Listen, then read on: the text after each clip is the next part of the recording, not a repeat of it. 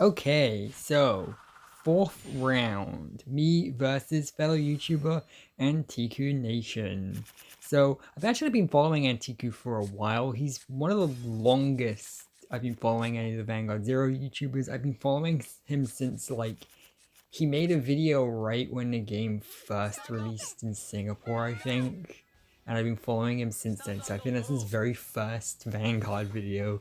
So we go way back, us two. So he's playing Dimension Police, which is actually a pleasant surprise because Dimension Police isn't a very common clan nowadays. It's a cool clan. I really like it. I'm a Tokusatsu fan, so I really like Dimension Police. This deck specifically has a lot of Ultraman influence, and I really like that. And ever since Awakening of Twin Blade's released, basically everyone ditched Dimension Police, so it's cool to see someone playing it. So basically, I'm sending out all of my squires, just all of them, which probably wasn't the best idea.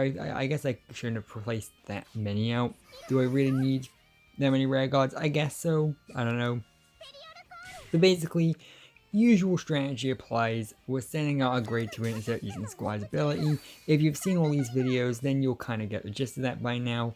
And I get a stand trigger, which isn't really going to help me that much, let's be real. Because, I would love to have been able to use that stand trigger to get a third attack through, but I simply don't have enough damage to do so, which is, again, it's why you either love stand triggers or you hate stand triggers, because it's a very frustrating feeling to get a stand trigger like that and actually not really have it help very much. So yeah, so Anteiku here is using the Enigman deck, which is, it's a pretty good deck actually. It's the cheaper of the two main Dimension Police decks. I feel like there's one that heavily relies on Dayusha, and there's another that heavily relies on Enigman. Enigman's the main one because it's the cheaper of the two, and honestly, even if you're running a Dayusha focused deck, you're still probably going to have Enigman in there anyway, because that's your nice ride chain. So, yep, pretty basic stuff so far. Drawing a Maiden of Trailing Rose, and we're going to be sending out our Transriser clone. I refuse to learn his name, even though it's on the screen right now. Nobody got time to learn the pronunciation for that. I'm just going to call him Transriser. I hope you're fine with that. I'm recording all of these in bulk, by the way, so if you are all yelling at me in the comments for calling him Transriser, then too late. I've already recorded these. By the time you have commented that, these videos are already done and scheduled to upload, so guess who really wins in the long term? Haha. So, we're getting some more attacks in, and we're getting yet another stand trigger. Once again, another stand trigger that isn't really going to help us, so oh well. Yeah, see, when you're running stand triggers, you don't want to boost, because you want to be boosting after you've re-stood a unit, so you can get, once again, another attack through. The problem with using that with Neonectar is Neonectar is such an underpowered clan in terms of just their raw, stats, that you're gonna need to boost with them most of the time. See, Neonectar's strength is using their effects to defend, rather than just brute force attacking. Which is why you run stand triggers in the first place, at least why I run them.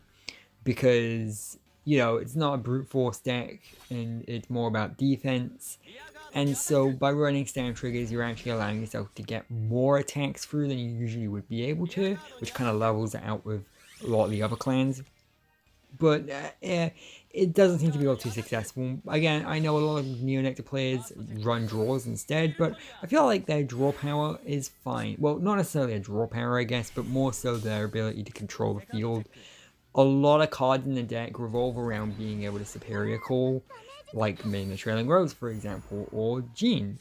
Both of those two grade 3s, the two triple rares, the must-have cards for the deck.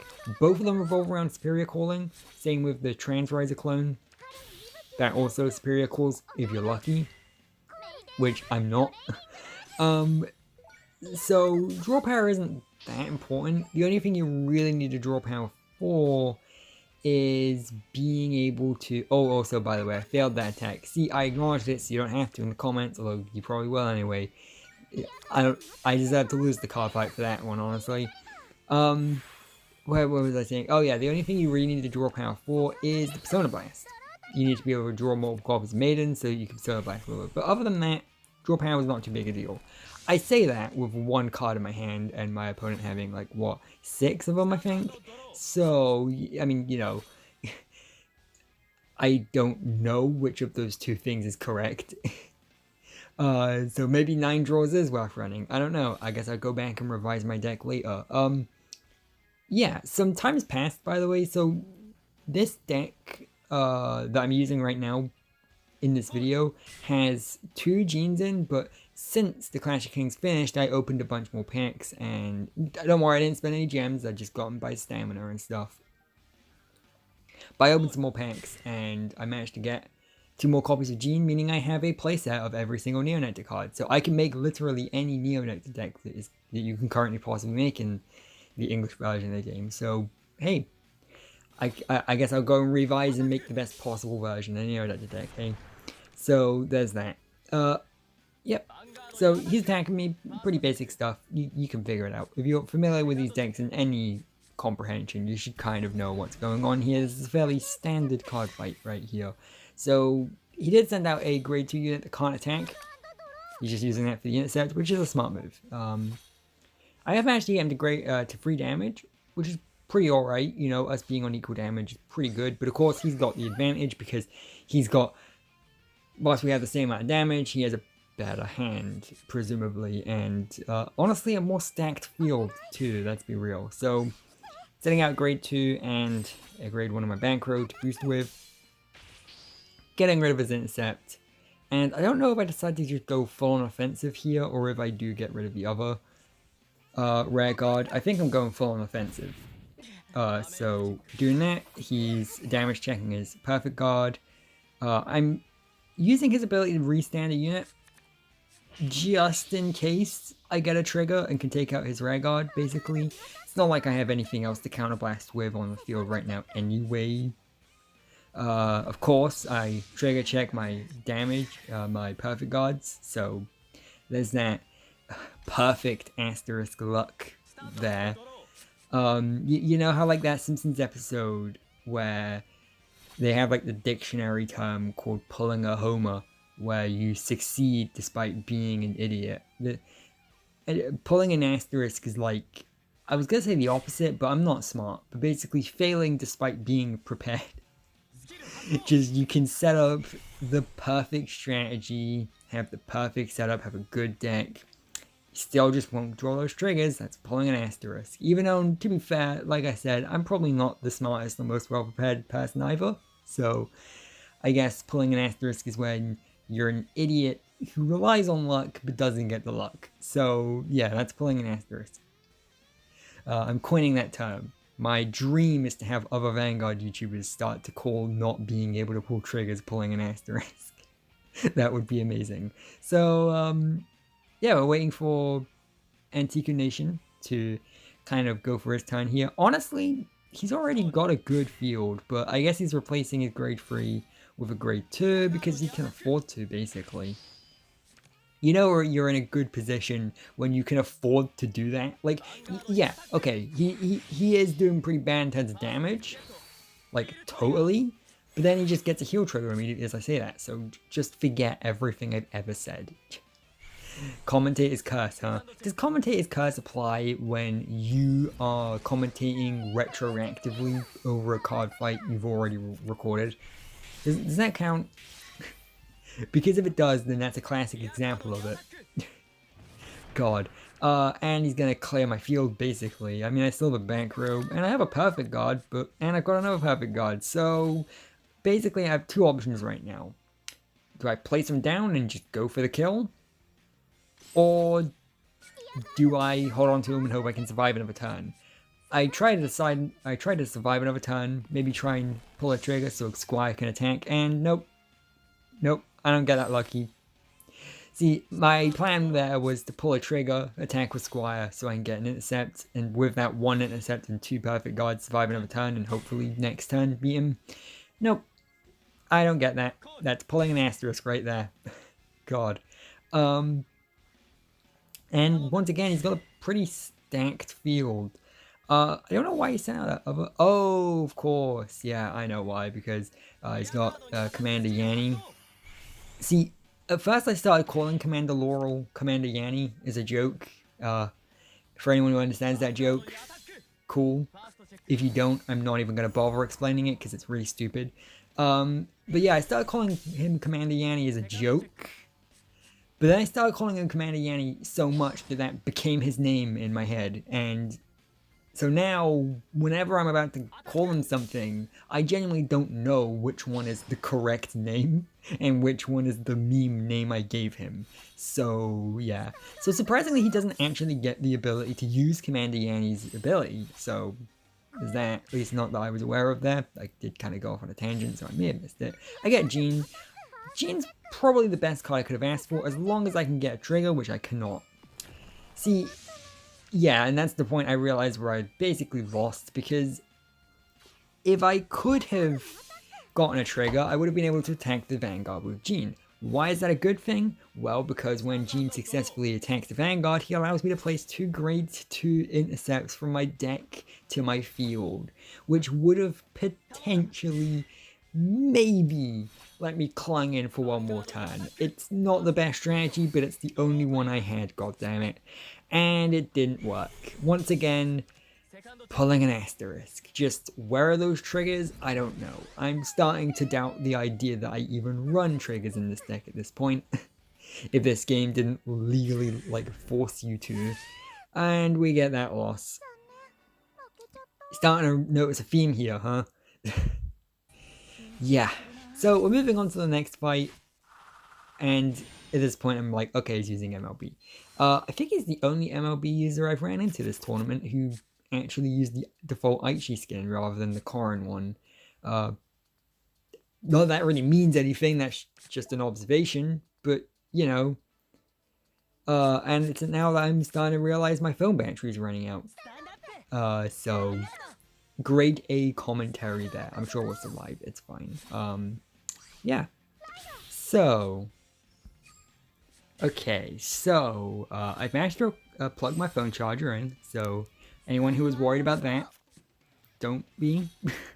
And, okay, so we're really going to have to bring our A game here because this is MLB. I've lost against them a couple times before in this very same tournament, so I've really got to prove myself. Basically, the way this tournament works is there are 4 rounds of Swiss. What is Swiss? Swiss is when you get seeded and paired up with another person in a tournament. Basically at random, pretty much. It's more or less random. And in those 4 Swiss matches, best of 3 matches, the more wins you get, the higher a score you get. So even if you lose a best of 3 round, but still get 1 win within that, so the matchup ends up being 2-1, so 2 wins, 1 loss. If you were the one, if you got 1 win, then you get 1 point. Whereas if you don't, and it's 2-0, then you don't get a point. And basically the person with the highest score goes through to the next round. So even if you get some losses, and lose some rounds, if you at least win 1 card fight within that, then you're still getting something, right?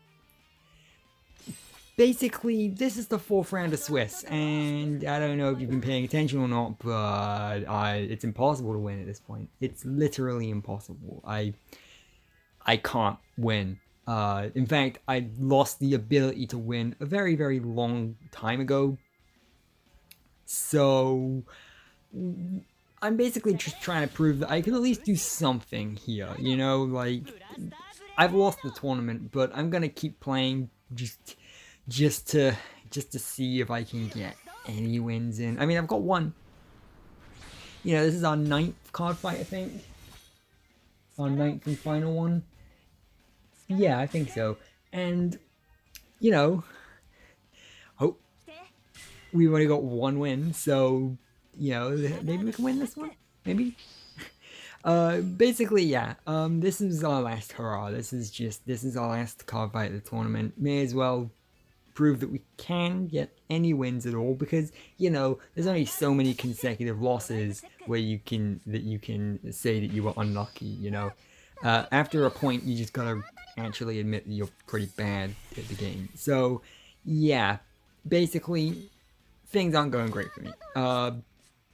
And I'm not really talking too much about the gameplay here because you've seen this matchup before. It's Neonectar versus MLB. If there's any matchup you've seen from me in this tournament before, it's this one. So I feel like this is pretty self-explanatory. Sending out some units to my front row, getting rid of his intercept, attacking his Blaster Blade with my Gene.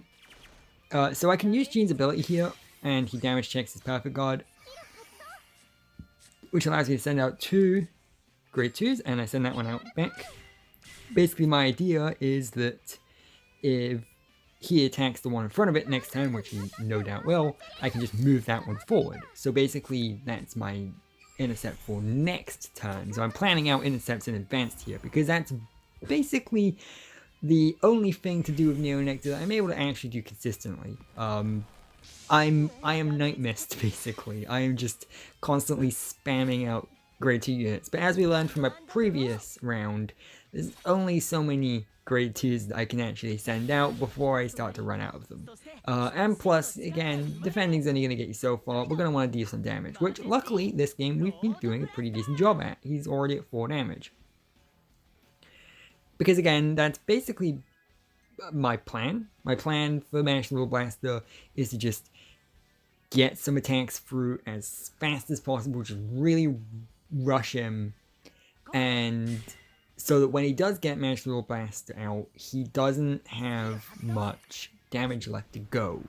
And so I can just kind of withstand his attacks and just get those final hits in. Is it a successful strategy? Well, if you've been watching my gameplay from this tournament so far, you tell me. You know, I feel like that part's self-explanatory, but hey, let's kind of look at our field and weigh up our options here. Yeah, let's look at our field and weigh up our options. So, first of all, he doesn't have a Blasted Dark on the field. Commentator's cuss, I guess. I mean, you could say, oh, these are pre-recorded, though, you remember, so you intentionally did that from comedic timing. No, I kind of black out and just wake up again after the tournament. I don't remember anything. Nah, that's not true. I remember vague stuff. Which is why it's so fun to kind of watch these card fights back and commentate over them, because man, I'm the second-hand embarrassment from commentating of my own gameplay here is not great. So yeah, he's got a Blaster Blade and a Blaster Dark and a Magical Blaster, so basically he's got his win condition set. But you know, I've got an intercept, so it's something, right? I got a Squire, so I can send out another intercept next turn if I can get a successful attack through, which I probably won't be able to because he's got 2 intercepts out in the field. Well, actually, no, he won't have because he'll absorb his Blaster Blade, no doubt. So, hey, I've only got 1 intercept in the way now, so maybe I will be able to get my extra intercept out. God, this commentary has been nothing but me just saying the word intercept over and over again. He's gonna get his heal trigger, so yeah, of course. And of course, you know, there's the other thing of, hey, Main and Traveling Roads. I can't Persona Blaster, so, you know, oh, Transray is a clone, because if there's anything that I need more of, it's grade 2s. So, I'm gonna send out Squire. I don't know why I set him out there. I guess to boost with. And then, oh yeah, because of course, you know, my Transriser clone acts as an intercept himself. So, not that he's gonna be able to get any attacks through. Should have switched which side of the board I placed all those on. Because it was a Transriser that needed to boost, not Gene. But oh well. No triggers, because this is an Asterisk gameplay video. You expect me to pull triggers? See, this is why I gravitated toward Oracle Think Tank at first.